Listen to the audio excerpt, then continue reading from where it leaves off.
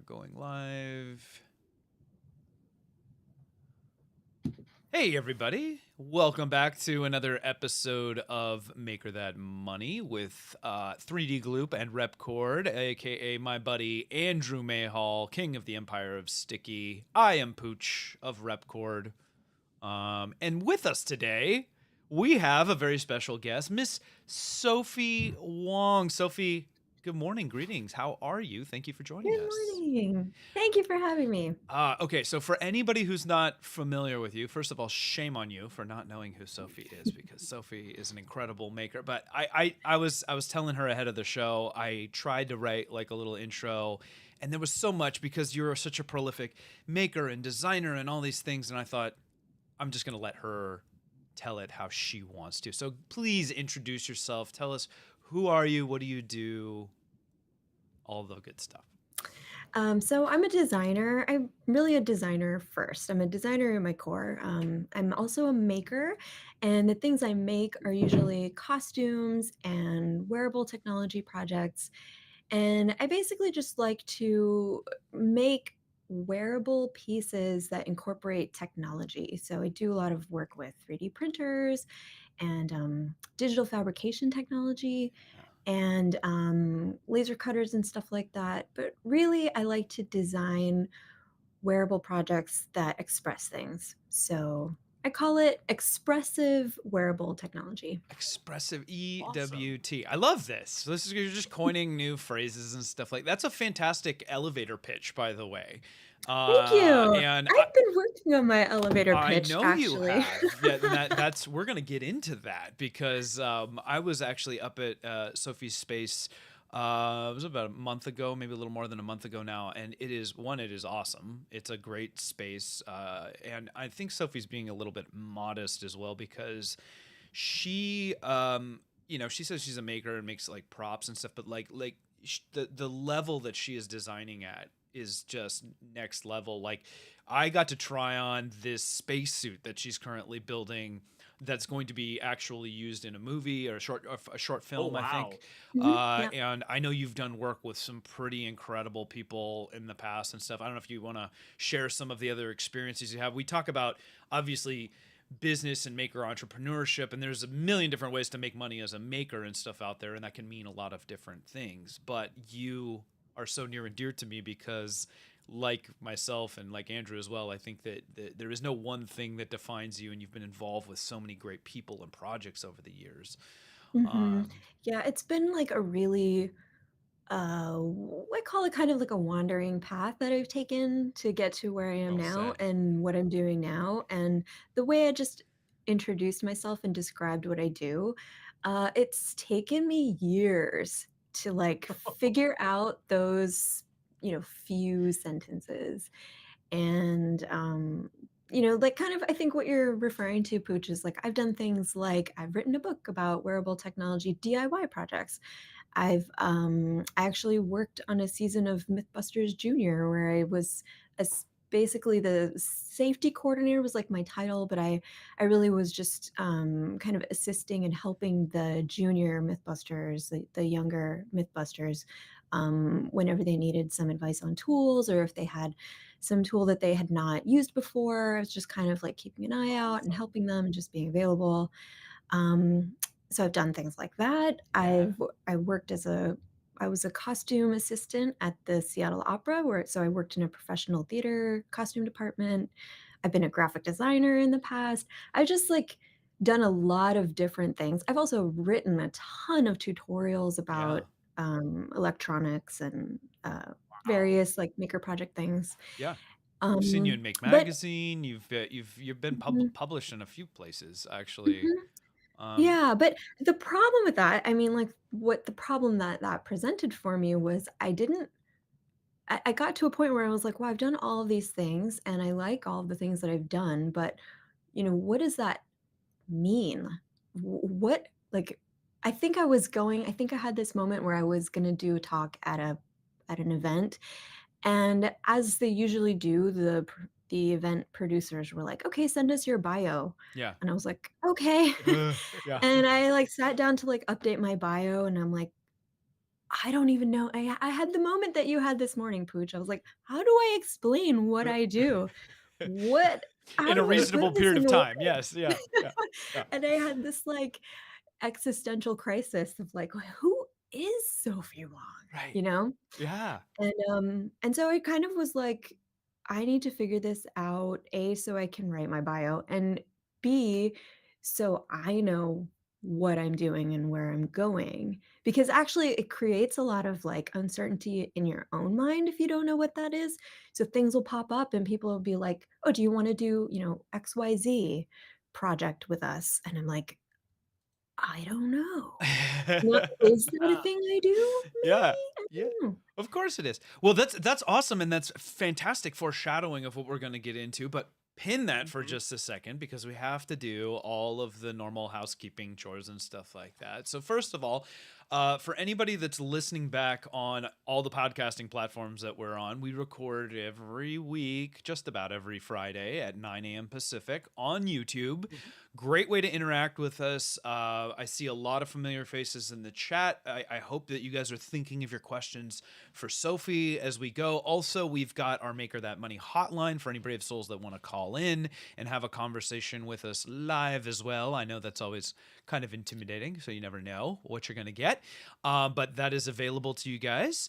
Also, please, please, please like and subscribe. Bring a friend. Hopefully, give us feedback. We have all of our handles on all the social media tagged here as well. Great way to interact with us. I know Andrew and I are both on Twitter. Sophie, if you're not familiar with Sophie's stuff, first of all, I would say you're probably most prolific on Instagram. Is that right? That's kind of where I've been posting the most Yeah. lately just because it's so visual. Yeah. And you're Sophie Yeah. Wong makes on that one, I think. Yes. Whereas on Twitter, Sophie you're Wong Sophie makes. Wong. So anyway, go check Yes. her out. Awesome stuff. That'll give you some context of like the caliber of stuff that Sophie does. And it's just awesome and inspiring. And we always love seeing, all the things that you do, Sophie. Um, we're going to put you on the spot here because we do a little segment to kick off. We are a positive people here. We love talking about our wins for the week. What is something good that has happened? Because we want to harness that good energy, block out the bad, focus on all the good. Oh, there's plenty of noise, and if you want to get your, drama, you can certainly get plenty of that elsewhere. But here we're gonna focus on the good. Sophie, do you want to go first, or should we make Andrew go first? I'll go. Oh, I Because love that. I'm looking at my positive thing right now, which is off camera. Okay. But actually the spacesuit that you tried on, Pooch, when you came over So to cool. visit me, Yeah. it's almost done. Oh, so And close. I've been Nice. working on this for over a year now. Uh-huh. A And year? over Wow. a Yeah. year, It's which good. I thought it was gonna be a couple of months, but turned out to be over a year. We can all But relate to that. I believe I'm finally on the home stretch, and this week um, I finally got to this point where in my mind I was like, this is gonna be my milestone where I'm like seeing the light at the end of the tunnel. Oh, So I love I that. am Nice. so close. Oh my So gosh, That's congrats that's on just that. awesome. giving me a boon. I saw so when I was there last month, you still had the gloves to do, and we got to see an update on that. Those came out fantastic. Mhm. You The did this gloves are really cool done. pleating technique. So you do a lot of work with textiles and stuff. That is not my Mhm. wheelhouse at Mhm. all. And so I was just totally in awe of some of the stuff that you're doing there. But what the difference that makes in adding texture and depth and like realism to the whole thing. And I love that you started with, and I hope I'm not spoiling anything, but like when you're like, okay, instead of just like making the whole thing from scratch, like what things can I find that I can repurpose and make look spacey and all of that stuff. So we'll put a link in the description to maybe some of the feeds that you have from the suit so you can see what we're talking about, because anybody listening back doesn't have the benefit of knowing that. But it is a true masterpiece of mixed media, guys. It's like there's vacuum forming, there's 3D printing, there's laser cutting, I think. Mhm. There's A lot. all Got kinds of everything. textile work. I mean, it is just so good, and the detail. And then on the electronics, of course, on top of that, thank goodness she put in an amazing ventilation system. I mean, I really felt like I've never been in a spacesuit before. It was the closest thing, and I'm sure NASA's got a couple other whiz bang things, but it was such a cool thing. Do you want to maybe really quickly like just give people an idea of like what the build is for, and can you talk about where it's going to be Oh, yeah. seen? Yeah. Yeah, so it's a spacesuit costume. It's not like a functional spacesuit for going to outer space. It's a spacesuit costume, and it's for a short film that a director approached me at some point during the pandemic, and he said, "Oh, I've seen your other spacesuit costume, and would you like to make one for my short film?" And so he basically told me the story of the piece, and the the short film is about one person. So this spacesuit is like the m- it's the main character spends the entire film in this spacesuit, and there's only one character really in this short film. So it's like this really important storytelling piece. Mm-hmm. And he approached me so early in his project that I got to really um, contribute to the creative expression of the film. So we've had a lot of back and forth about what the costume should look like, what it should represent, and he's been such a amazing client. Just really feels like a creative partner in it. So that's just been a dream come true. Um, and it's also been just an amazing project for me to kind of bring together a lot of the things that I've been doing leading up to this project and to just put them all into one piece, kind of as Pooch was saying, like there's so many different types of Awesome. media and materials and processes. So it's just been a total dream come true. But also I can't wait to finish it. I'll bet. I'll bet.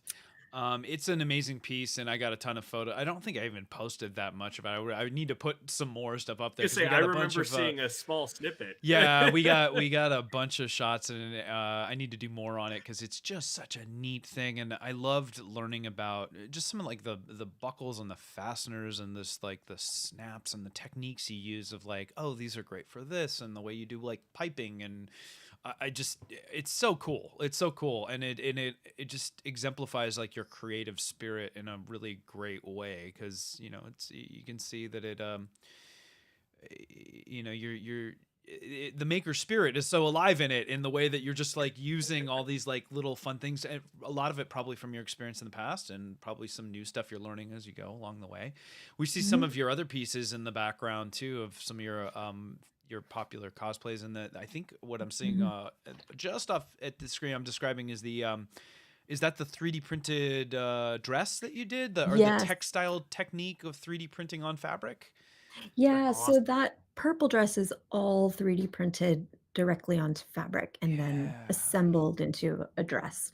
Yeah, you guys, that is such a cool technique. And, we've seen 3D printing, designers kind of dabbling in that a little bit, even at the professional levels and stuff like that. But Sophie really just took it just hit it out of the park with this thing. And there's some great photos of you wearing it and stuff like that. Is it comfortable? I would say it's no. It's not It's comfortable. it's wearable and Yeah, it's not the most uncomfortable thing that yeah, I have in my closet. But yeah, it's a little bit so there are a lot of pointy angles on it. yeah. And so I think what I will do in future is round absolutely every corner. Ah, But it feels basically like wearing like a sequined gown. Like there's weight to it. Like it's yeah. kind of heavy, and it feels almost like chainmail. Like it just it's these rigid things that are so small that they can wrap over the curves of your body. It's really, really cool. It's a neat technique. And if you guys haven't seen it, I got to see it in person at Silicon. She had it on display, I think, there, I believe, right? Hmm. Yeah, Uh, yeah. and then I of course saw it when I was up there as well. But it's just a beautiful piece, and it's neat, and it opens up all sorts of interesting possibilities. Obviously, with all the different types of filament and stuff out there. And Mhm. I love that you're already talking about like how you're gonna improve the next one. So that's cool.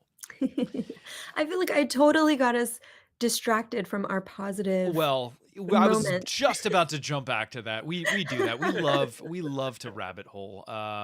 So Andrew, you're up. What is your positive thing? What is your win for the Okay. week?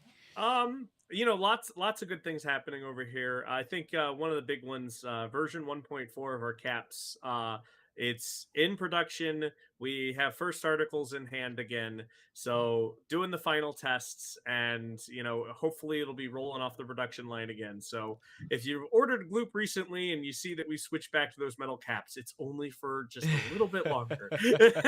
I have had the privilege So. of seeing the evolution, and I can fully understand the pains of going through what it's like having to deal with like these little minutia that most customers will never Mhm. notice or deal with. But it makes such a difference having come from like the original caps, and I knew Yep. that like those weren't nearly as good at sealing, and so the product didn't last as long. And so it's like just Mhm. so cool to see how far you guys have come. And I think the ones that I last had, even though like the 1.3 version or whatever, Yeah, were you have like 1.3. head and Yep. shoulders above. Like it just feels so much more clean and professional. So it's like when I love that it's like a nice integrated brush, and it feels like it's, you can hear it go like when you open it, so it's like sealed, you know. Yep. So I know there's a lot of work that goes into that, and it's a thankless part of the job because really nobody's going to notice or care about those things, but it No. matters big time. So And the congrats. amount of destructive testing that we have to go through, like, You we got love these it. beautiful first articles in, and these are the first ones produced with the new molds, and it's like we have to destroy these. Yeah. Because we have to validate and qualify them. But yeah, it's, I don't know, it's exciting. I'm happy. Big win. So hopefully in the next 2 or 3 weeks everything will switch back over, and then 1.5 is already in the Of course works. it I is. can't wait for Of that. course it is. I wouldn't expect So, Amazing. anything less. yeah. For my win for the week, I'm gonna take. We had our first customer from Qatar, of all places. So one of Oh, these days, wow. I want to like get a map and like pin all the countries that we've shipped to, and there are very few countries at this point that I think we haven't shipped to. But I did make note of the fact that we had never sent anything to Qatar before. So there we go. We're Nice. That's Qatarians. amazing. Yeah. So, there's probably, a lot of Central Africa we haven't quite hit and stuff like that too. But it does feel kind of cool to just know that your stuff and the things that you make are like all over the world. I don't know. That's Yeah. such a neat feeling. It's It super is a neat. Yeah. it's an incredible feeling. I remember when we were making, our first bottles, and we had like, this was going to Australia, or this was going somewhere in Europe, and it's Right. like, now I think back, and it's like, we've produced like 30,000 bottles, and I've touched every single one of those bottles. And it's wild to think about. Like, Does that mean your and it's DNA like is parts are everywhere? That's everywhere. weird. Okay, no, no, I don't want to make it weird. No, but Yeah. that is kind of a Hmm. neat feeling. And it kind of makes you feel small in a way too when you realize like the reach and the size of the world, and just like how many things, especially as we start to do more and more international distribution.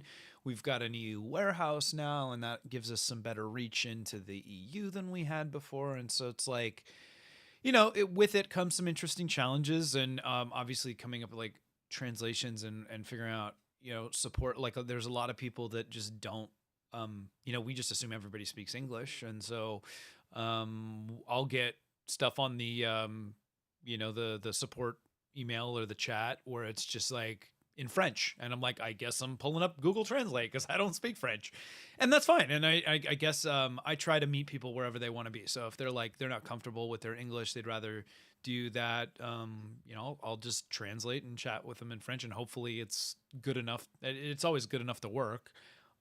Hopefully I'm not saying anything offensive in the process that I'm not, aware of or something. I'm sure a Anyway, French person would tell you. yes. You silly American. Yeah, it's so anyway, that's cool. But good wins, guys. I'm happy to hear everybody's got some good things going on. Sophie having a light at the end of the tunnel is always good. You did get a question Mm. in the chat. They wanted to know where I don't know if you know this yet, but like when will or where will people be able to see this film that it's going to be in? Oh, well, I will definitely post about it when it's done. I think it's gonna probably take a year after I Yeah. deliver the spacesuit. Yeah. But hang on, because I will definitely post when it's out. I'm sure the filmmaker will want everyone to see it too.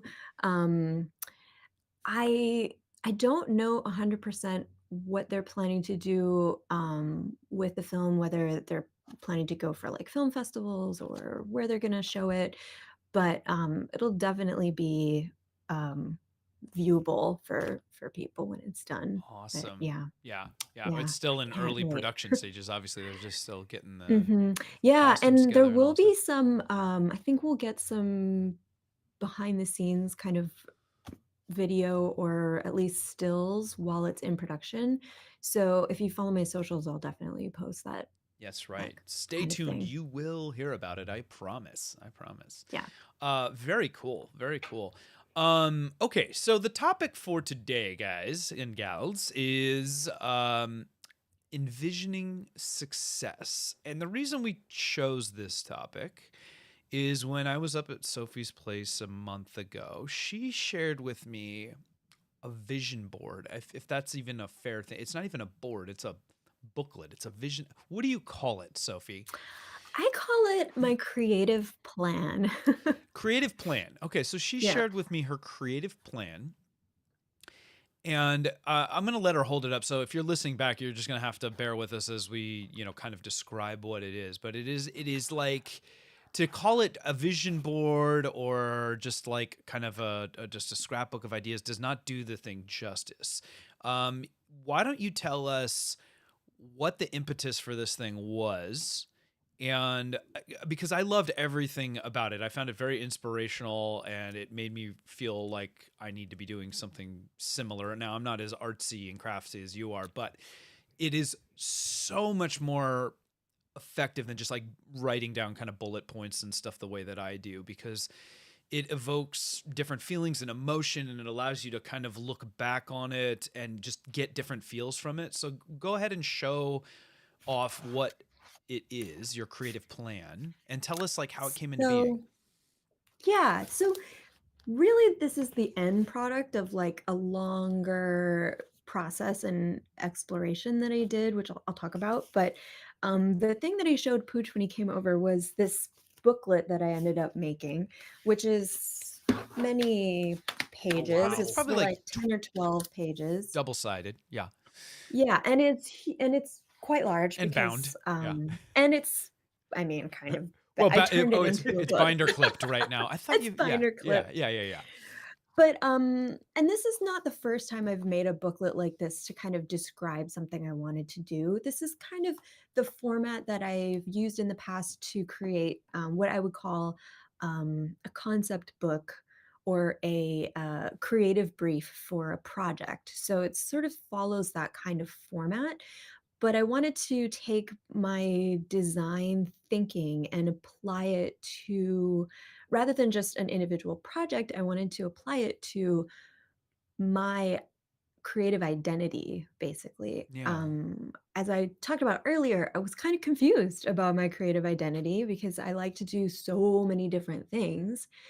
And I think they're all valid, but I really dreaded anytime someone asked me like what do you do, Right. because I'm like, "Mm, What do you would you have say like you half an do hour here? because Yeah. I Yeah. have a lot to tell you about. I How do much a time lot do of you different have? I things." like that. Yeah. Yeah, Yeah. and they don't all like they didn't in my mind all fit together into one easily understandable like Right. shell, Right. Right. So basically my explaining myself to people was like this incredibly long run-on sentence that I'm like I'm at some point I'm sure I've lost them. And then I'm like, let me tell you about my 3D printing. Like it's just all, over the place.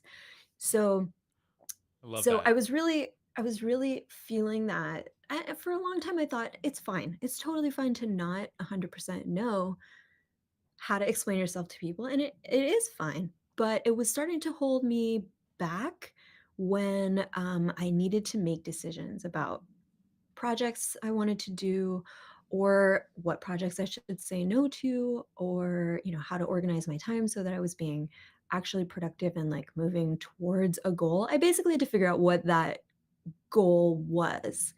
So let me pause you creatively. right there because you said something that I think is so important, and I think Andrew will probably agree with this. Is that Yes. a lot of times we think about defining ourselves as like who are you and what do you do, but the fact Mm, that you said the projects that I want to say no to by yes. defining yourself like that is such a critical business tool. We've heard it time and time again. It's a Jobsian quote. It's not what you say yes to, it's what you say no to oftentimes that dictates your Yep. success in the world.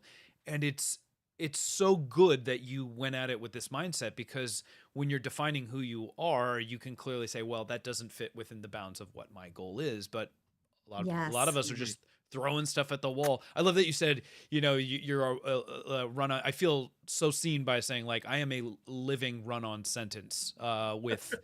with describing these things. So that's awesome. Anyway, Yeah. And I think also like to follow up on your point yeah, about it's good to know what to say no to. yeah, It also and I didn't expect this to happen, but it also really helped curb my imposter syndrome in certain areas, and Oh. it kind of helped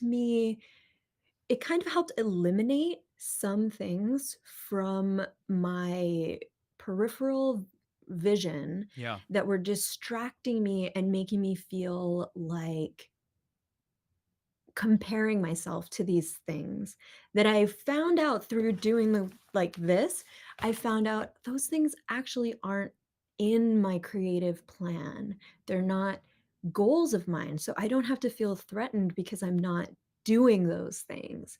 Like it just helps you kind of really clearly define Yeah. what is in what matters to you and what doesn't have to matter, or what can be interesting to you but not um not affect your direction. It's Yes. like just like Yeah. plotting your direction on the map is basically what this is. Yeah.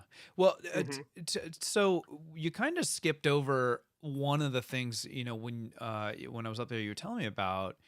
This came about when you had told me that you had done a personal retreat, I believe. Yeah. So can you Yeah. tell people about that because I think that's such a cool idea. We think of that in a corporate structure like, oh, we're going on a corporate retreat, but when you're like kind of a one man wolf pack or however you want to describe yourself, you don't have the luxury Mhm. of like having all those, team building Totally. exercises and stuff like that. So tell us about like your thoughts for that and how much time did you set aside for it and Yeah. what is the So I knew I retreat? wanted to make a plan like this and like figure all these things out about myself, but I thought that it would be best to obviously you can't just sit down and write this thing.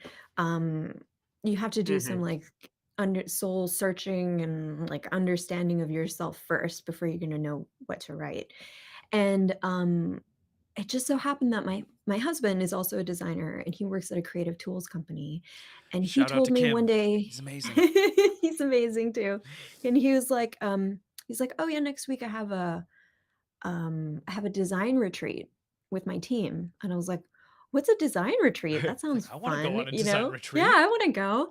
And he's like, "Oh, well, it's a design retreat. It's like, we're kicking off I think they were like kicking off a new project. And so they did this thing on that team where they would take the whole design team and they would set aside like a week for this, and they would get them all together in the same place, and they'd have like scheduled days Yeah. that some of the days are like just creative exercises, some of the days are team building exercises, and some of the days are focused like workshops to get kind of like preliminary work done on this new project. Right. And it like blew my mind. I was like, "Oh, that's what I need." Like I need, That's and awesome. he like Yeah. this box arrived at our door with like this was during the pandemic, Yeah.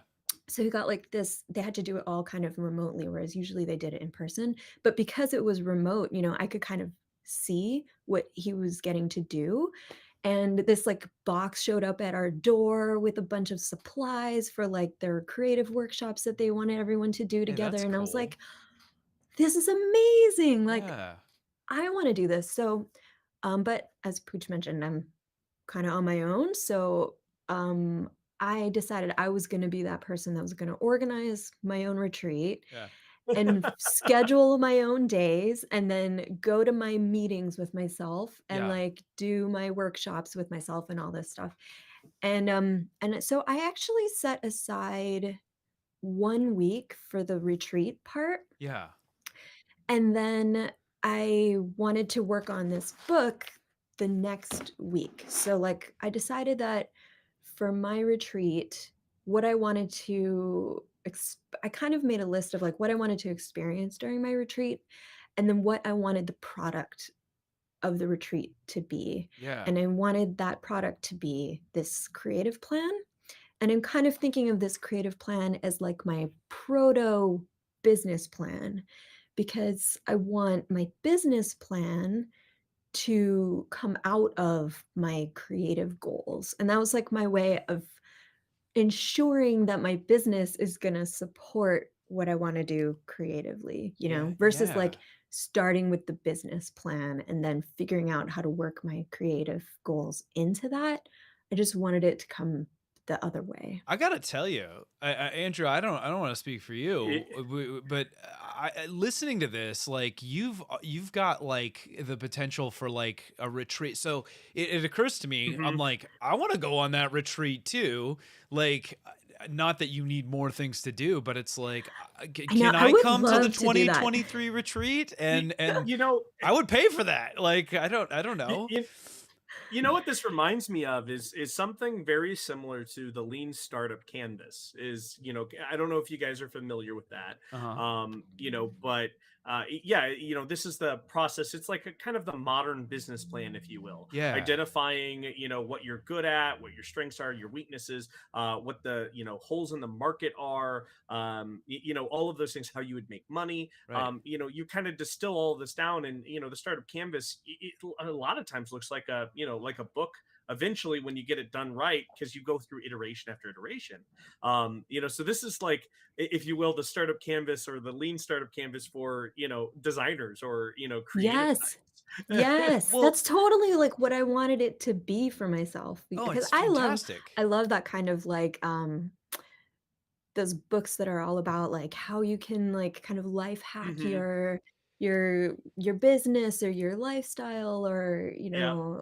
and I always find, like, really great nuggets of, like, suggestions or systems Right. you can use, but, like, I had to figure out how to layer that onto my kind of weirdly, like, my weird intersection of things that I'm into. I love how you're Sure. weird as everybody else is amazing.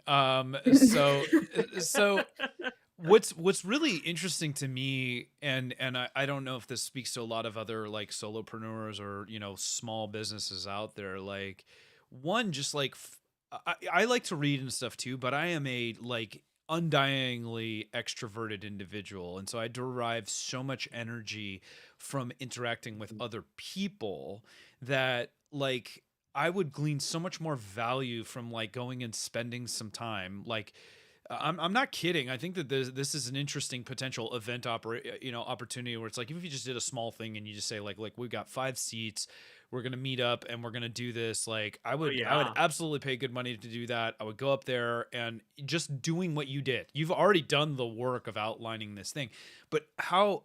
And we haven't even gone deep enough so you guys can see fully. We will continue, trust me, but the value that that brings in just the experiential piece that you just don't get from Hmm. reading and riffing off of other people and their ideas and being visual and just triggering neurons and stuff that you don't trigger the other ways is like so Mhm. Hmm. important. So carry on and maybe show us some of the other pages where you start kind of getting into your inspiration pieces and some of the visuals and some of the so we can get a little bit more, and we'll describe as we go for podcast listeners as well. Yeah, yeah. So what I did first, like, the first week, what I did was, I took the first week to do my offsites, my design retreat offsites. Yeah. So I'm a designer, so I chose places I could go in my town that would like inspire me and stimulate my design Yeah. brain. So I went to museums, I went to art museums. I'm really Awesome. inspired by product design. So I went to the mall and I took my phone and I just took pictures of interesting products. Yeah. and interesting visual things. And I saved all of those photos in my in an album, and I labeled them like these are my retreat. This is like my retreat homework. Yeah. So I did those offsites, and then I also watched every single like fashion and art documentary I could find. Yeah. I did like 2 days of just watching documentaries on artists and designers. Hmm. Um, Wow. and I did all of those that week of like just exposing myself um, to the things that I wanted to be inspired by, but I didn't give myself a lot of guardrails around what I wanted to get out of it. I just wanted pure, Sure. just like Hmm. inspiration. And then the next week, I took all of the notes that I'd done and the sketches that I'd done and all of my photos, and I sat down to work on the actual like book part. And the first page of my book is actually like the last part that I did. This is the page that shows, my like personal statement, and this is like really what I wanted to get out of these two Yeah. weeks. Read Like, what read the is personal this state. The sentence? distillation Read of it all of that data. because it's Exactly. perfect. It's Sophie Wong creates artistic wearable technology. So it's just one, two, three, 6 four, words. five. It's 6 words, Yeah. but every single word I thought about really deeply. And then I've gone in and like broken down what the words mean, why I Yeah. chose those words. And kind of from that, I have my core values. So, like, I wanted my statement to really represent my core values. And all of this stuff, my core values, I decided what my medium is versus what is design versus my medium, because I kind of wanted to. So I got to a place where a lot of people were describing me as someone who works in wearable technology, Yeah. and I like that, but really wanted people to get that I'm a designer Yeah. first. So I thought it was important for me to pull wearable technology out and say, that's actually my medium. It's one of my mediums. Sure. But design is what I do. And that just like helps me as a person who doesn't like to be boxed in or feel like Yeah. pigeonholed Pigeonholed. or like locked Yeah. into something. Like Sure. it like when I feel like I'm getting locked into something, I just it like activates my like Resistance. escape Yeah. response. Yeah. Yeah. Yeah. So it's like really important to me to have have design be my core, because I know I can apply that to anything. Right. So anyway, this is like my deep dive into like the elevator pitch that I gave you. Yeah. I would say it's actually the summary that generated the elevator pitch. But all of this was generated from the pages inside my book, which I'm looking um, at some of those now. Yeah. I kind of started after I did that, like the retreat where I was like looking at inspiring things. I Hmm. kind of created this list of people who represented inspiring figures for like who I wanted to be creatively. Yeah. And so this is Okay. where it gets really mood boardy and like vision boardy. But It's such a it's good just exercise. for me, it's just like I'm so visual. Yeah. Yeah. It's way more important for me to see it visually. So these are all my people that are on my like list, and they're mostly designers and artists. So give us a couple names Um, for people that are just listening here. so I've got Ruth E. Carter. She's the costume designer for a lot of the Spike Lee movies and Okay. Black Panther. Um, I have a lot of designers. I have Charles and Ray Eames. They're a really iconic uh, power couple of designers in like the 50s and 60s. Yeah. And I have Leila and Massimo Vignelli, also designers, Italian designers. Cindy Sherman, who's an artist. And then I have like Peggy Goo, who's a DJ, but she's really creative. She has her own record label. She's like this Oh, creative, expressive person, but she's also an entrepreneur. Yeah. Um, I have Love that. uh, Daito Manabe, who's a really incredible multimedia designer and artist who works in Japan and does amazing work with this Japanese pop group. Yeah. So I've got people from like fashion. I There's have some some music. Yeah. performers. I have Yeah. Beyonce is on Beyonce, here. that's right. Was Lady You know, Gaga? Nice. Did I remember that right? Is Lady Gaga's on Gaga's here. on You know, there? Yeah. they're both very expressive, Yeah. creative people who have built their identities around their creative expression. Yeah. And so it was really important to me, like if you can't see this because you're listening, all of these images the are the person with their work or the person in their work, Yeah. because I didn't want to just put work on this page because I don't want to be I'm not necessarily saying that I want the inspiration to come from the work that they produce. I want to be inspired by the person and what they were able to Right. create and accomplish in their career. And I So, think this is why the visual is so important because it just like evokes emotion. Like I remember when I saw it, it Yeah. was just very clearly. It wasn't just like if I were to say a list of like here are the people that inspire me in a bullet point, like it just doesn't hit you the same Hmm. way as like when you see what and it must have taken you some time even to find like that great distillation of like who this person is in a still photo. It'd be oh, even more totally. wild to like have a moving mood board of some sorts where like you get like that animation of things. Oh, yeah. Grant in the chat is saying, "Wow, okay, I need to do this." He's impressed, but how does he even start? And I have a similar feeling because it's like you pull from like such a design and visual background. Like this might feel very foreign and outside the comfort zone of a lot of Hmm. people, but Mhm. I think that's And a I good think, thing. like, what I've created is, like, a format that works for me, and I think that the format is actually what could be useful to other people, but everyone's if anyone else were to do this, it would look different, you know? Um, Hmm.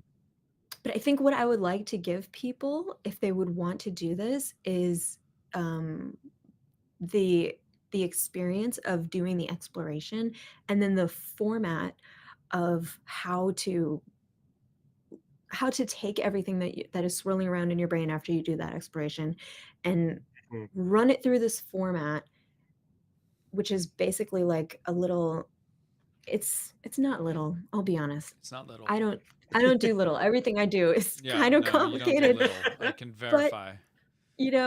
but at the end, you get this like one page that it just becomes like something that I can refer back to Yeah, when I get confused, when I go off on something or at the end of a project or if something else pops up and I'm like, oh, does it fit in in this page that I've created that explains who I am and what I do? And does that still feel right? Like the yeah, reason I think I really like this is so valuable for me is because I do look back at this and I read back through and I'm like, it still feels right. Like it still feels like it makes sense. yeah, Um, yeah. Well, the I can't hammer home how much like what you drilled is so spot on. Having it in the physical world as a tangible visual thing, it just creates so much more power and direction for you because it's something you will have out and you will continue to look at and refer to. I just think about like a lot of the notes that I write down, they go into my phone. I'll type it into my phone when I'm inspired by it, but I don't go back and look at it very much. And yeah.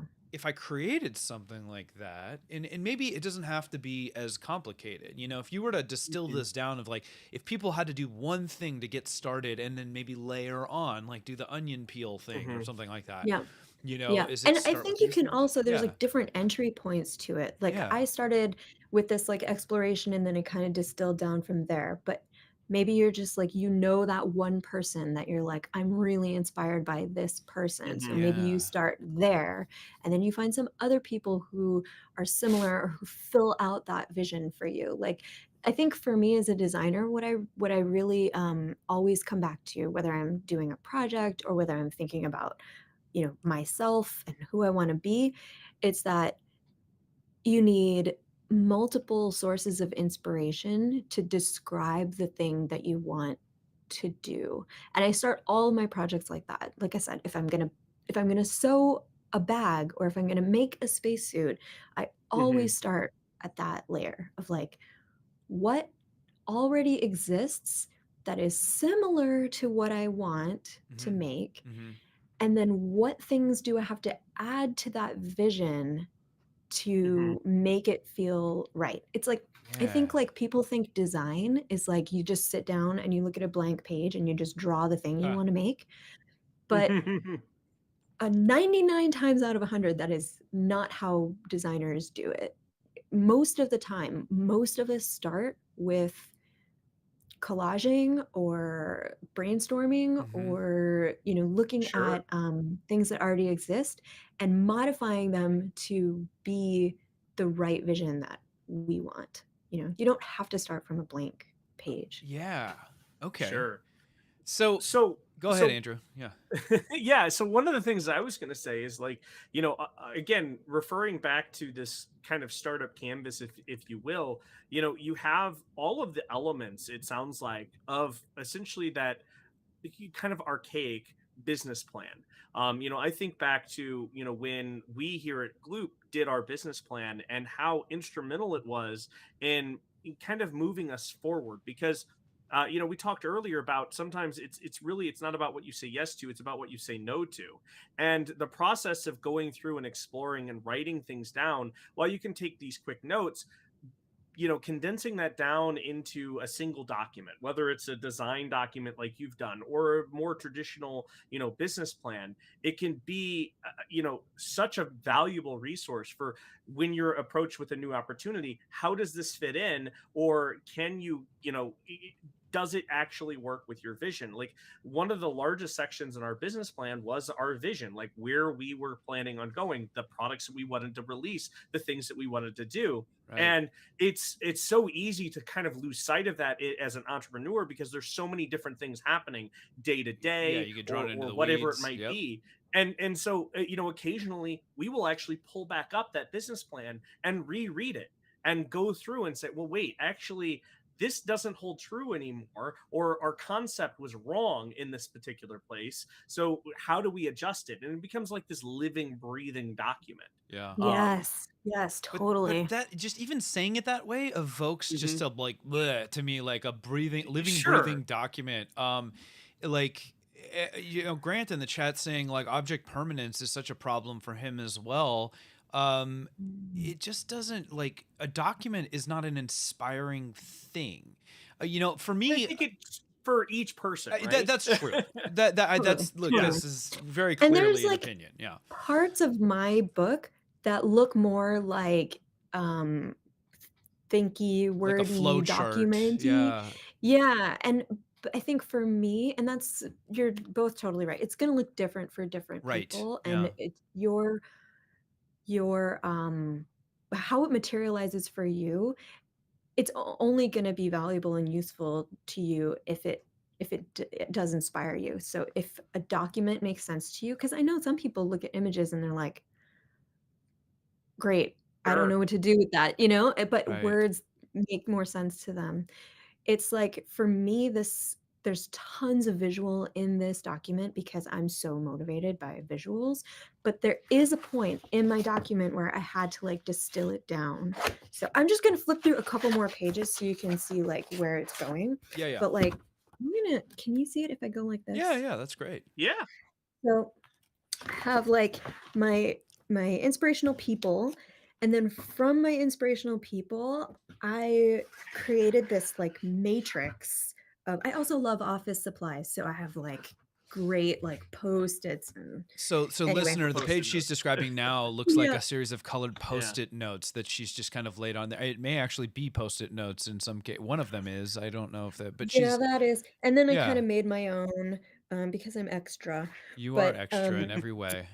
yeah, but I basically like I have this belief about goals that they're not actually that useful unless they come with like a strategy Mm. or a plan. Hmm. So I Hmm. didn't I want to love that. just write my goals. Right. Otherwise I just feel like, oh yeah, goal, like but how, you know? Sure. So I have this thing that I really, it's so cheesy, but I call it my goal dream matrix because I take I took my goals, like I wrote out what my goals were, and then it's helpful for me to see that goal as a dream. Like, what does that actually look like in an inspiring way? Like, what is the thing that's gonna be my North Star that makes me actually want to put the work in to achieve this Okay. goal? Yeah. And then sometimes that feels like a really lofty thing. Like this one is like create my goal is to create a sustainable and growing business. I'm like, okay, that sounds like a great goal to have. But my dream associated with that goal is to have a studio with staff. And like Okay. to me, like that's an amazing dream because I also have a page in here that's like what I want my dream studio to look like and who are the people that I want to work in that studio and what are they doing, you know? So Yeah. for me, that's a really like visceral, inspiring visualization of that goal. And then that starts to feel really lofty and impossible in my brain because I like to dream big. But then so That's the way underneath to that, I have dream. an example of people from my inspiration board, from my inspiring people board Yeah. of examples of people who have Who've done it. done that, Yeah. who have that. So I have Yeah. like Daito Manabe has this amazing studio. Oliver Eliasson, who's an incredible artist, has a really beautiful studio. Yeah. The Eames studio is just like legendary for the creative people who worked there and all the work Mhm. that came out of it. So I just have this like I just wanted to take my goals and like make them more than just like, a dry kind Yeah. of like, Sure. achievement thing. Well, So what's great is this is like a visual representation of like the secret, the notion that Oprah shone a big light on of like you need to envision what it's going to be to believe, and then I love that you're just Yep. backing that up with evidence of like no, plenty of people have achieved this. Why couldn't Sophie Wong achieve this as well? Like right. it Mhm. just adds power. You said something interesting to me where you're like a goal, we do this all the time. We're like, oh yeah, that's a saying that really resonates with me. But like without a goal without execution, is it just a platitude? Is it just something that we Mhm. throw out there that really has no meaning unless you start Yep. to apply action to the whole thing? I love that distillation of it. Yeah. Yeah. And there's this book, which I'm sure many people have heard of because it's just like a massive book. It's Atomic Habits by James Clear, which I only am now actually reading through the book, but I've heard him talk on lots of podcasts. So I've got nuggets of his like information Yeah. over the years.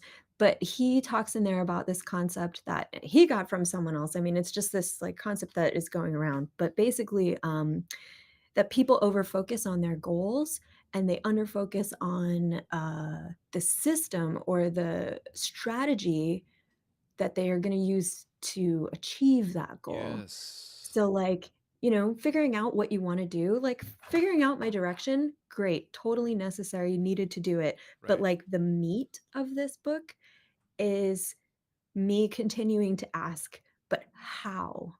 Like, How? how am I Yeah. gonna do that? Yeah. And what is that gonna look like?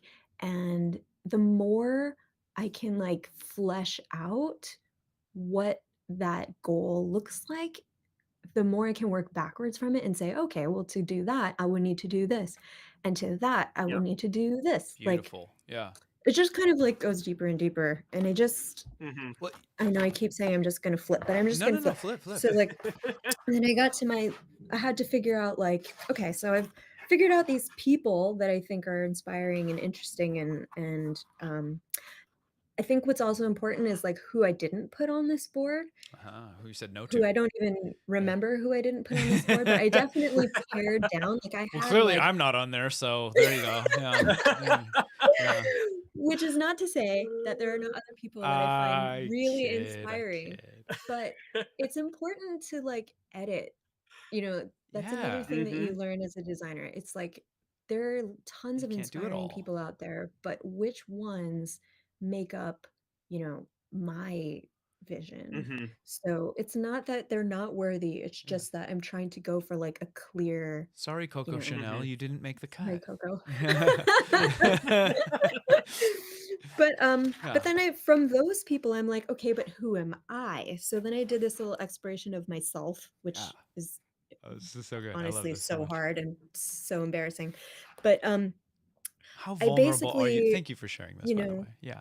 I Sorry. did like a yeah, this is very this is very Yeah. deeply, intimately me. Yeah. But, I just wanted to write down for myself who I think I am, who other people think I am, at this Okay. moment, Yeah. and, what do I do and what do I want to do Yeah. and what does that look like? So then I always try to have some kind of like imagery in here. So I have like a picture of me working, a picture of my finished Tilt the camera down just work. a touch, if you wouldn't mind, or book up. There you go. Yeah. Yeah. Yeah. There Okay. we go. Good. Yeah. Oh, awesome. Yeah. So I have like a picture of me working in my studio, which I want to remember like the my purpose here is to like produce work. Right.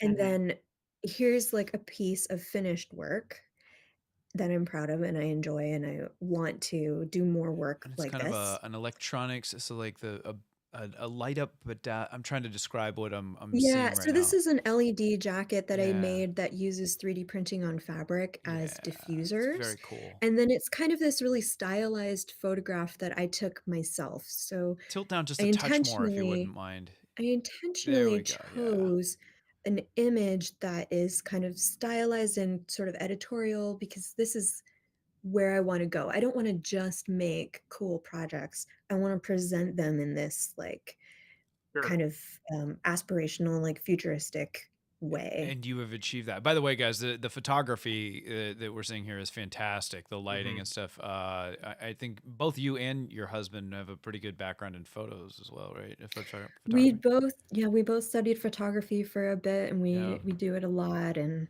it's just part of our visual, Well, it's such an important design and such a stuff. fantastically powerful way of conveying a lot of this stuff. It just Hmm. evokes, what a little bit of lighting and dramatic, so like a purple backdrop with a vignette on it, and just really great Yeah. stuff.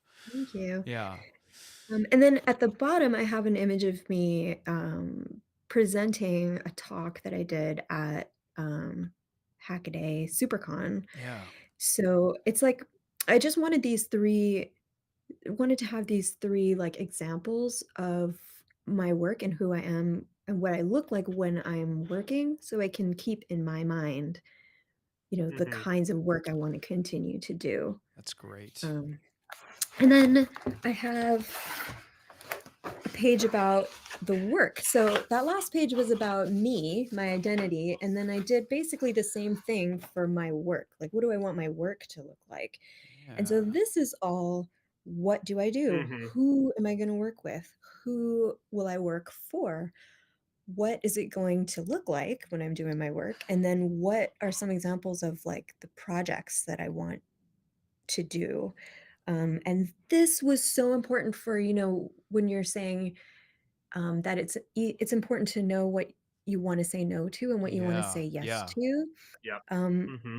this is, like, basically this was so important for me to do.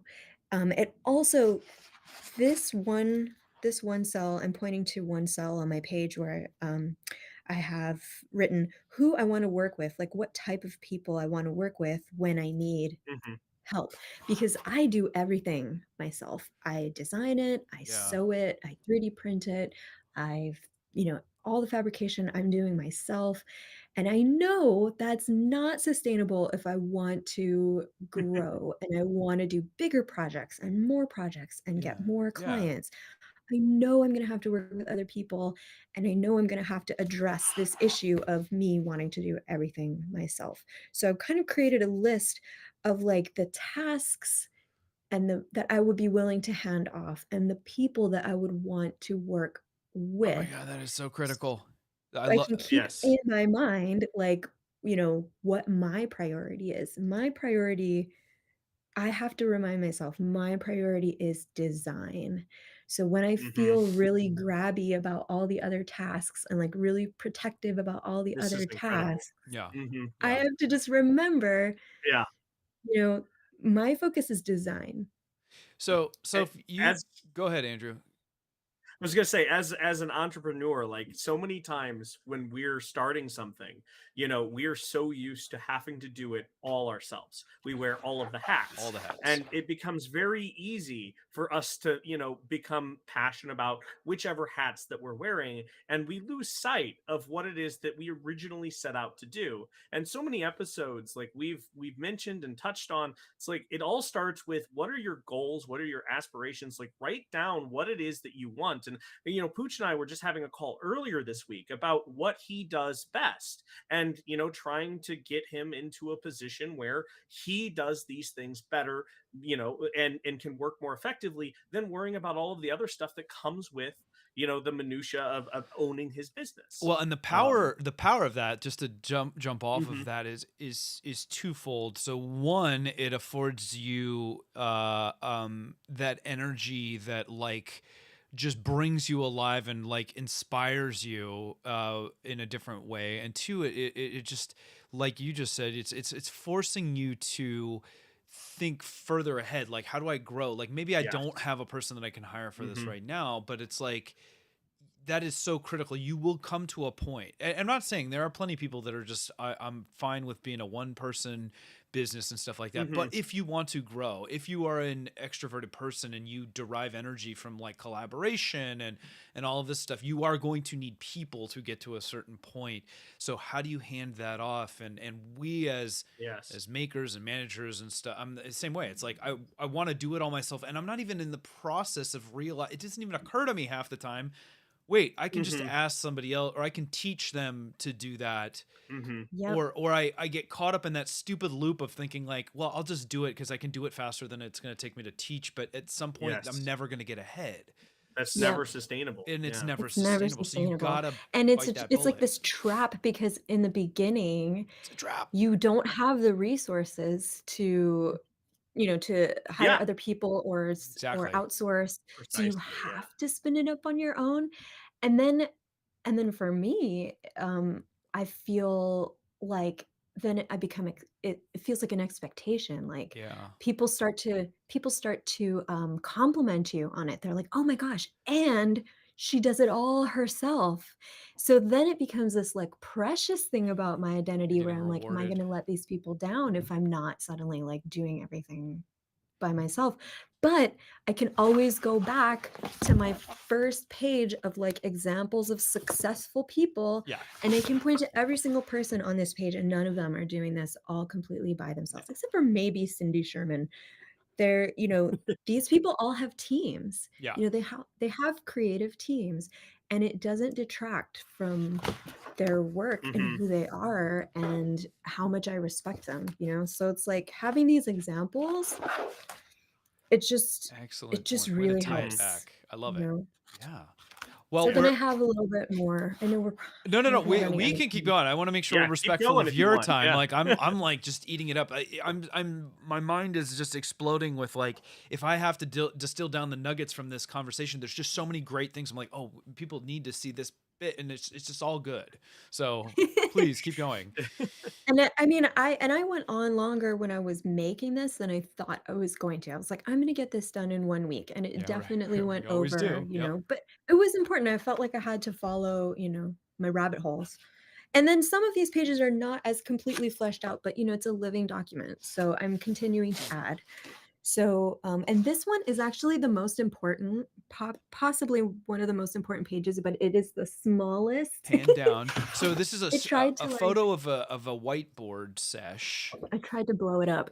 Oh, look at that. She even she's so prepared. Look at Mhm. that. Yeah, so she It's, was whiteboarding, and it's an amazing, like, you can just tell, like the tying the strings in the crime scene type exactly, thing on a exactly. whiteboard. Yeah, So this is my flow chart on my page that I'm calling structure, which is I love it. I have these 2 Post-its that say flow chart. How does it all work? How does it And all then work? coming out of my flow chart is metrics, which is what does success look like? So like I wanted to create this flow chart of how my creative business was going to work. Like what is the structure of my creative business? And then the goal of it is to output something that I could measure and see if I was on track, and hitting my goals, or if I need to like course correct. Yeah. So like this is a very complicated whiteboard flowchart, which fully intend to like go through as a designer and like make it more legible for myself.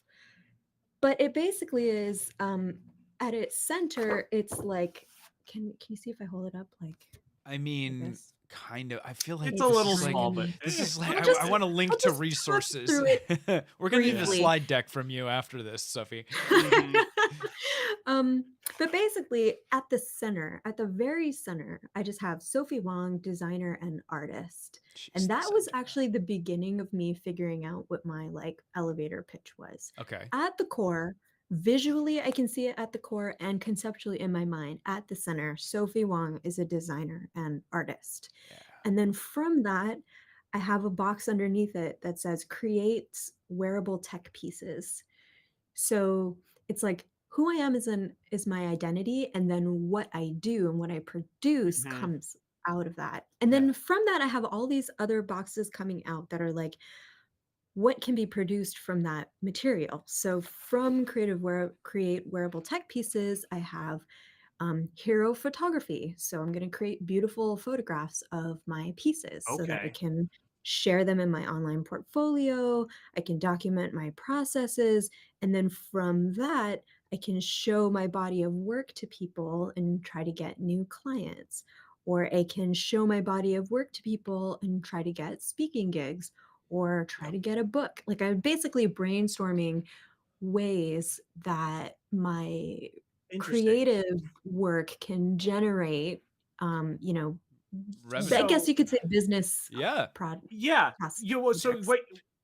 what I think you're doing is you're distilling down into what eventually would become your KPIs, your key performance Yep. indicators for your own success. There you go, nerd. I You love know, it. you're taking these ideas and how you're gonna make money, and then you're able to say, okay, well, if I am starting to be successful, I should be able to do these things, and that is a metric that I can track the number of photos or speaking gigs that I can start to book, or whatever it might be, the number of pieces that I'm able to produce in a year. And as I continue to grow my studio, eventually I'll Yeah. have more people coming in, and should increase all of these things. Are these like So Exactly. that's This is like incredible. my personal proto verticals? business plan. Yeah, yeah. This is what I want to take and distill down into my business plan. Okay, And okay. I had to kind of like brainstorm it out, and then um what Pooch remarked on when he was here, he was like, "Oh, I see you've like written dollar signs on some things." And I'm like, "Yes."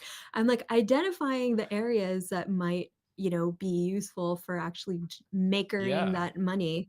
Um, Heyo, bringing and it The back. revenue generating. Yep. Yeah. yeah, and actually going through this process, like, and just I had to kind of go through and create this giant um, flow chart and follow some of these pathways out to where they could go to realize like some of them I really don't want to do. Like some Yeah. of them I can look at this and I'm like, oh, okay. Um, I can see from my flow chart how far down in the chart that is, like how much work has to come before that dollar sign appears. Right. Do I want to actually do all of that work? Yeah. Is that little dollar sign going to be worth that entire like That string is that versus is like such the an other ones? amazing piece. It sounds so So obvious, but it isn't when Mhm. yeah, you stop and think about it. Because it's like yeah, we as makers are like, I can do that, but do I even yeah, Yeah, want to do that? Like, yeah. exactly. and how often And do a Exactly. we lot of fall down times into we'll that get trap? caught up. Yeah. Yeah, we'll get caught up in this thing of, well, I can do it, and so therefore it's like identifying is like, these are things that I could do, but should I go and do it? Probably not. Yes. Right. Yes, and amazingly, so I had this whiteboard is this giant whiteboard down here in the studio, and I had done Mhm. all of this, like, drawing on it and writing all this stuff out, and then my husband comes down and he walks by and he's like, "Oh," and he sees something, he's like, "Huh, you could, like, draw this arrow to this, and then it would, like, cycle back into this," and I'm like, "Oh, you're right," Ah, like, so, like, then I have this, like, wheel going, and I'm like, "Oh my god," like, so actually drawing it out, living with it for a few days or even longer, Yeah, you got to let it breathe. you gotta let it breathe. And even now, like Yeah. I look back at it and I'm like, this thing that I identified, and I thought that maybe it was like a smaller opportunity. Things have changed. A pandemic has happened. Maybe that's a bigger opportunity. Maybe I should go for that. But basically, like out of this entire thing, Yep. I realized that at the center of it, I really wanted to keep my creative work. Right. And like that kind of is just this thread going through my entire thing, that like my creative work is like the point and I want everything else to like flow out of it. So from this, I looked at it and I was like, I was doing YouTube videos at the time. My YouTube videos were more instructional, they're more tutorial. And Yeah. I've done a lot of And they're tutorials very good. and I I've seen some. thank you. Yeah. And I like my tutorials. I like all the work that I've done, but I don't want to do more tutorials because I want to focus on my creative work and I Right. want the work to be the point, not the tutorial. So I kind of looked at this and I was like, I see how much work it is to make my YouTube videos, and I see that I can choose to put that work into the creative project instead. And so I created this. So from this, I kind of invented this, what I call my razor, Sophie's razor. Sophie's razor. It's like a Let's hit it. Hit it. philosophical I razor. love it. Not the one Nice. you're shaving your legs with. Got it. Okay. Good. No, no, no. Great. It's a philosophical razor. Okay. Um, and my razor is how I decide what I'm going to work on, or how I decide to say yes or no to something. Yeah. And it's, does this help me produce work? If yes, then yes. If no, no. There was a little flow So chart of that, as I recall. I feel like I saw you yeah, draw that I actually have out. that. Yeah. No. I do have Yeah. that. I know you Yeah. do. I have all these inspirational graphics in my studio. But basically, that's how I decide if I'm going to do something, or, if it's going to be valuable to me, if it's going to help me produce actual work, Yep.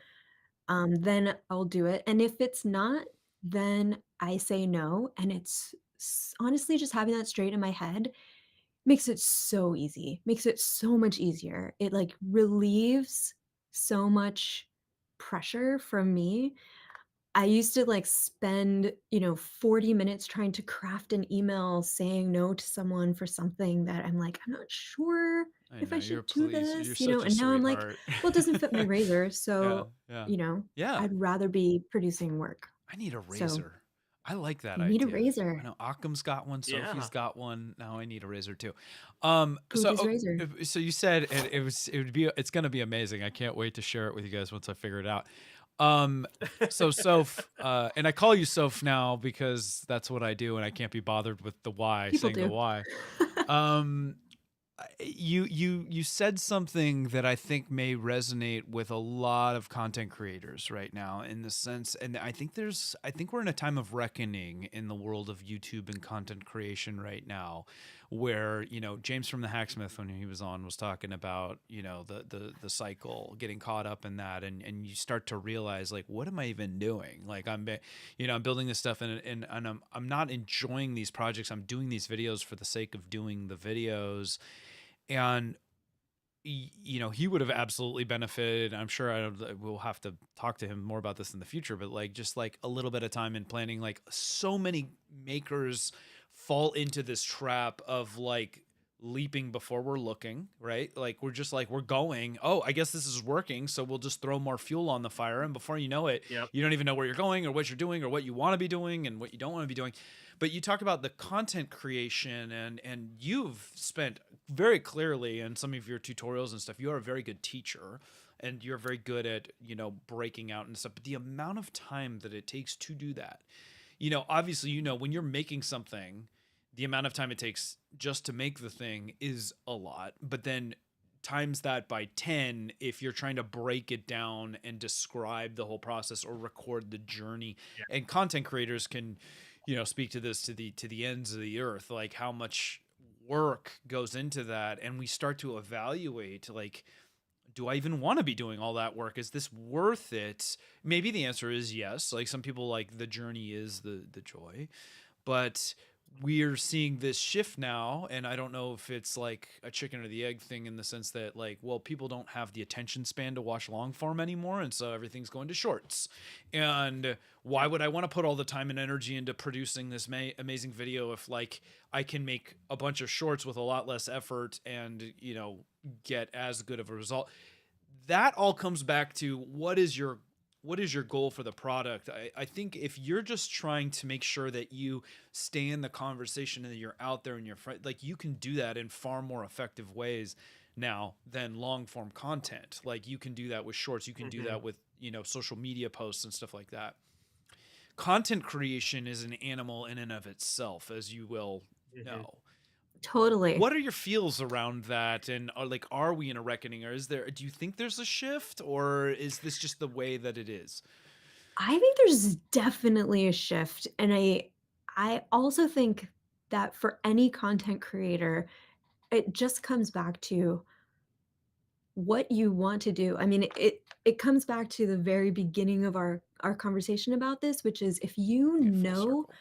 what you want to do and where you want to go, then it's just about figuring out how the content creation is serving that vision for you. Maybe you want to be a content creator. Like maybe that is your goal. Then it's very clear for you, and then you're going to make choices, or you can make choices that, you know, every choice can take you closer to that goal. Right.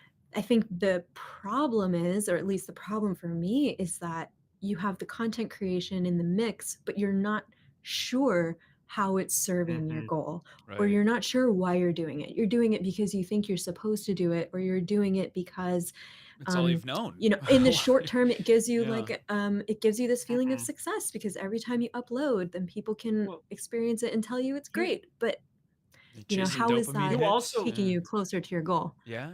you also mentioned that one thing that you know, going through this process helped you with was you know, the imposter syndrome, and you know, basically worrying about, are you doing all of the things correctly? By having ways in which you can say no to, and segmenting or compartmentalizing these things, you're like, hey, I don't have to worry about that because that's not part of who I am or who I identify as.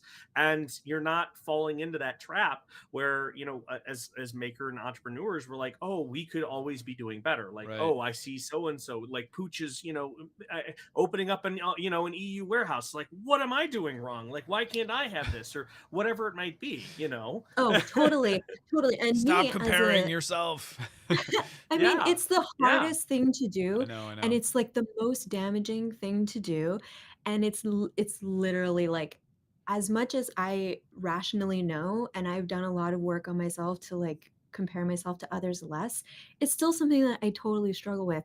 But this helped me so much, because if you can like take your flow chart and like literally draw a line through part of it that you're like, actually, that's not going to serve me in getting to where I'm going to go, Yeah. then you can cut all of that out in terms of like comparing yourself to anyone who's doing Yeah. that, because you're like, that's amazing. Now I can truly feel 100% happy and supportive of all of the people who are killing it everywhere, because it's Mhm. not, first of all, I mean, it's just a total fallacy to think that there's just a limited amount of success in the world. Everyone can always be successful. So you should Mhm. not feel like anyone else's success is like, you know, hurting you at all. It's not a zero But sum game. We say but this all the it's time. not. Mhm. But you Yeah, yeah. can know that rationally, but And not still not. Yeah, understand yeah, it yeah. emotionally. Yeah. So emotionally, if you can just remove the stimulus by knowing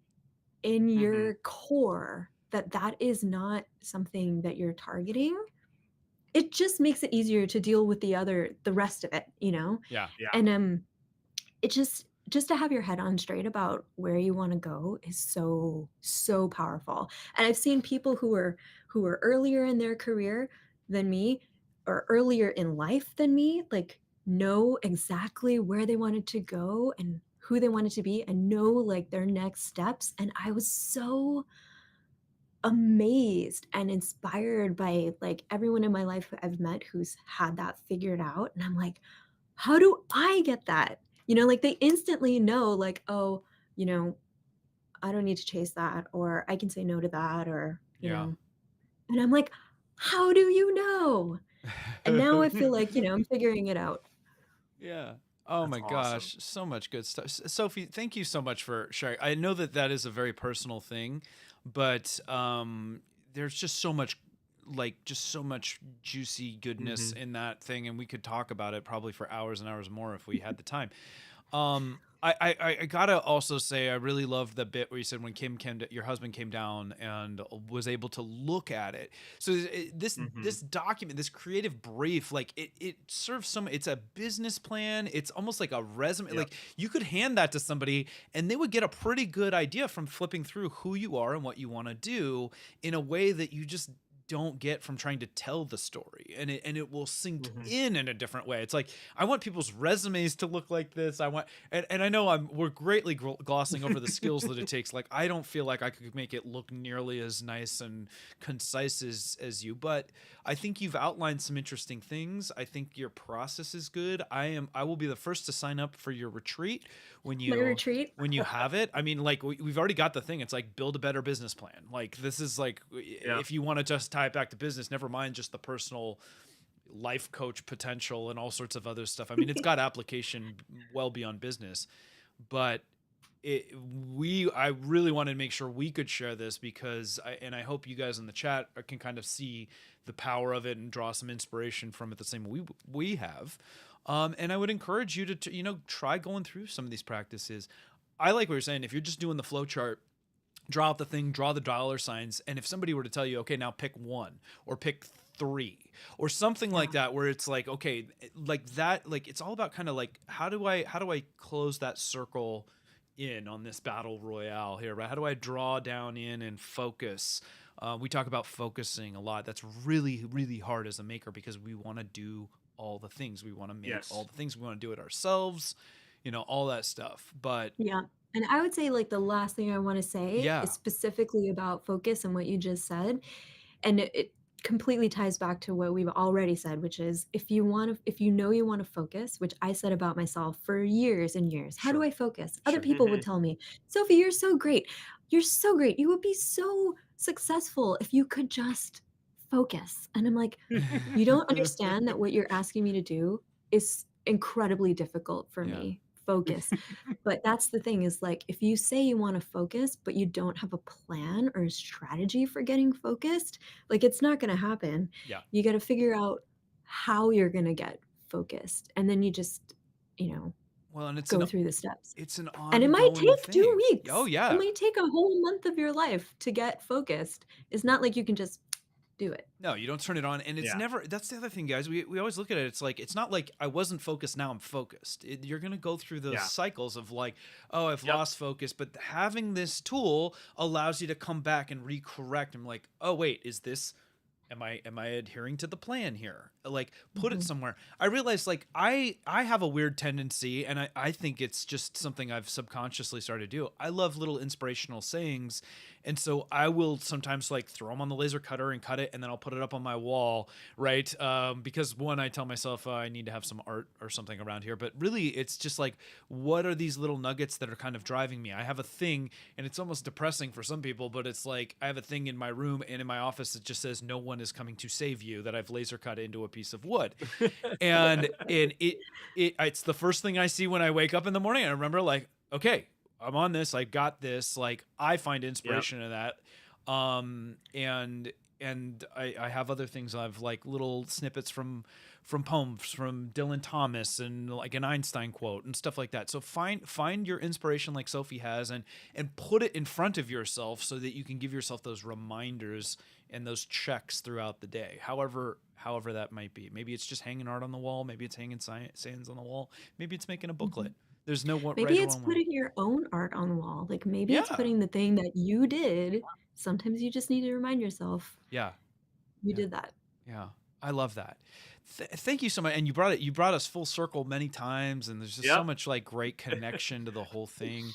Um, Lastly, you've talked about the plan and stuff. Like, I just asked you, like, how do you feel like it's going so far? Like, you've got goals. Like, what are the things that we can look forward to that you're really marching toward for 2023 here?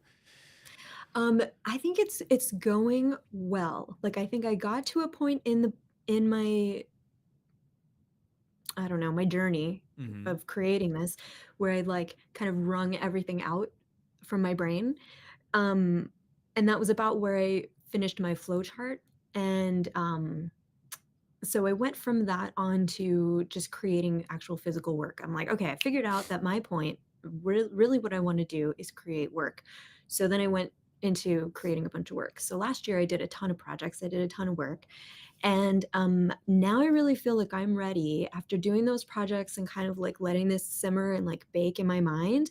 I think I'm ready to go back into this flow chart and turn it into an actual business plan in the business plan format, which Awesome. was my goal originally, um, coming out of this. But now I think I feel like I have some insight that I can come back to this and do it in a way that it's going to be more useful for me. So I have that on my plate, and then I also am finishing up this spacesuit and really directly coming out of this flowchart and this creative Mm-hmm. plan that I created. Mm-hmm. I have some ideas for my next few projects that I really want to